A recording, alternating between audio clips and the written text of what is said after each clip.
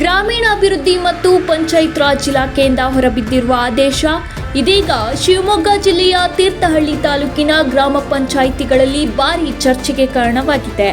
ಮಹಾತ್ಮ ಗಾಂಧಿ ರಾಷ್ಟ್ರೀಯ ಉದ್ಯೋಗ ಖಾತರಿ ಯೋಜನೆಯಡಿ ನೋಂದಾಯಿತ ಎಲ್ಲ ಕೂಲಿಕಾರರಿಗೆ ಈ ಕೆವೈಸಿ ಕಡ್ಡಾಯಗೊಳಿಸಲಾಗಿದೆ.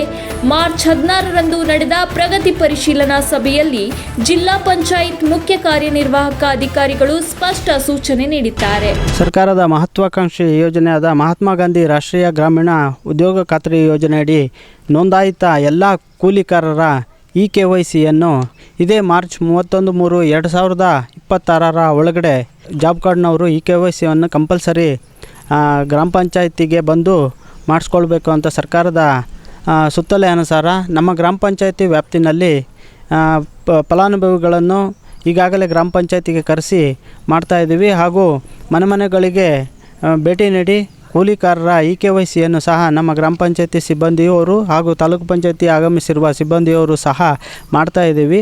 ಅದೇ ರೀತಿಯ ಈ ಕಾರ್ಯವನ್ನು ಸಾರ್ವಜನಿಕರು ಹಾಗೂ ನೋಂದಾಯಿತ ಕುಟುಂಬದವರು ಈ ಕೆವೈಸಿಯನ್ನು ಪೂರ್ಣಗೊಳಿಸಿಕೊಡ್ಬೇಕು ಅಂತ ಈ ಮೂಲಕ ವಿನಂತಿ ಮಾಡ್ತಾ ಇದ್ದೇನೆ.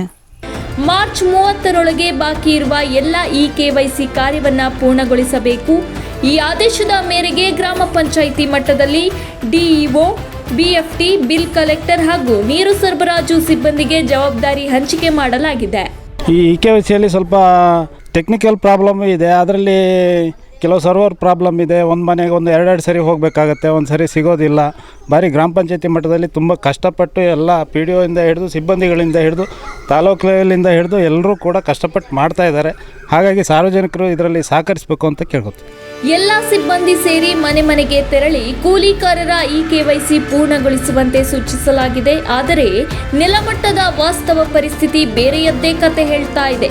ಸಿಬ್ಬಂದಿಯ ಕೊರತೆ, ತಾಂತ್ರಿಕ ಸಮಸ್ಯೆಗಳು, ಕೂಲಿ ಕಾರ್ಮಿಕರ ಕೊರತೆ, ಈ ಎಲ್ಲ ಸಮಸ್ಯೆಗಳ ನಡುವೆ ಕೆಲಸ ನಿರ್ವಹಿಸುವುದು ಗ್ರಾಮ ಪಂಚಾಯಿತಿ ನಿರ್ವಾಹಕರಿಗೆ ದೊಡ್ಡ ಸವಾಲಾಗಿದೆ.